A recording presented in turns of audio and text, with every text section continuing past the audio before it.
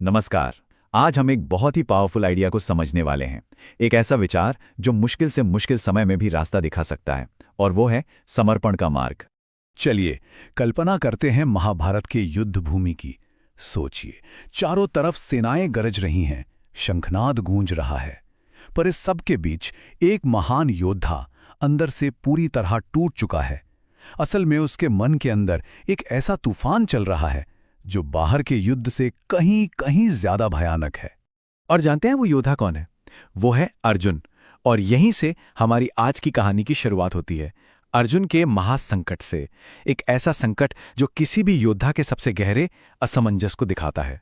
तो अर्जुन के साथ आखिर हो क्या रहा है? मतलब जरा सोचिए, युद्ध के मैदान में उनके सामने कोई दुश्मन नहीं, बल्कि उनके अपने ही गुरु, उनके रिश्तेदार, उनके दोस्त खड़े हैं। अब ऐसे में उनका दिल करुणा और मोह से भर जाता है, और दिमाग पूरी तरह से कंफ्यूज्ड है। उन्हें समझ ही नहीं आ रहा कि आखिर उनका असली कर्तव्य है क्या। तो इस गहरे संकट के बीच में ही कहानी एक बहुत बड़ा, एक निर्णायक मोड़ लेती है, और ये मोड़ है एक शिष्य के समर्पण का। और इसी संकट की घड़ी में अर्जुन भगवान श्री कृष्ण से कहते हैं, मैं अपने कर्तव्य को लेकर पूरी तरह से कंफ्यूज हो गया हूं।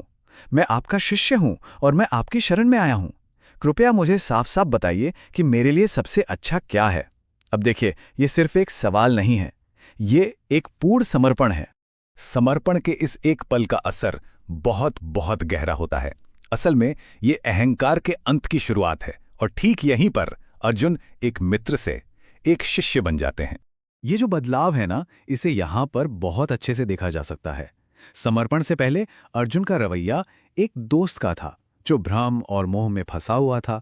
लेकिन समर्पण के बाद वो एक शिष्य बन जाते हैं जो सिर्फ और सिर्फ क्लैरिटी यानी स्पष्टता की तलाश में है। ये सिर्फ कोई दिमागी बदलाव नहीं है, ये एक आध्यात्मिक रूपांतरण है, एक स्पिरिचुअल ट्रांसफॉर्मेशन। तो सबसे जरूरी बात क्या है? वो ये है कि समर्पण के बस उस एक पल में अर्जुन का अहंकार, जो उनके सारे भ्रम की असली जड़ था, वो पूरी तरह से खत्म हो जाता है। ठीक है, तो अर्जुन की इस कहानी का हमारे लिए क्या मतलब है? अब सवाल ये उठता है।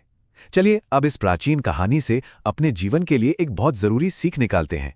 एक ऐसी सीख जो हमारी अपनी लड़ाइयों में हमारा मार्गदर्शन कर सकती है। देखिए, ये कहानी हमें असल में ये सिखाती है कि जब हम सब जीवन में किसी मुश्किल फैसले का सामना करते हैं और हमें समझ नहीं आता कि सही रास्ता आखिर है कौन सा, तब हमें क्या करना चाहिए। और क्लैरिटी तक पहुंचने का रास्ता बहुत सीधा है। देखिए, पहला कदम है अपने मुश्किल हालत को मानना, उसे स्वीकार करना। दूसरा, और ये बहुत जरूरी है, अपने अहंकार को, अपने ईगो को एक तरफ रखना। और तीसरा, किसी ज्ञानी और भरोसेमंद इंसान से मार्गदर्शन मांगना। तो इस पूरी बातचीत का जो सार है, जो मुख्य संदेश है, वो बस इतना सा है कि हमें अपने घमंड को, अपने प्राइड को पीछे छोड़कर एक सच्चे दिल से सही रास्ते की खोज करनी चाहिए। और अब आखिर में एक सवाल सोचा जा सकता है, जीवन के इस युद्ध क्षेत्र में हमारा कृष्ण कौन है, या क्या है? वो क्या चीज है जो हमें मार्गदर्शन दे सकती है?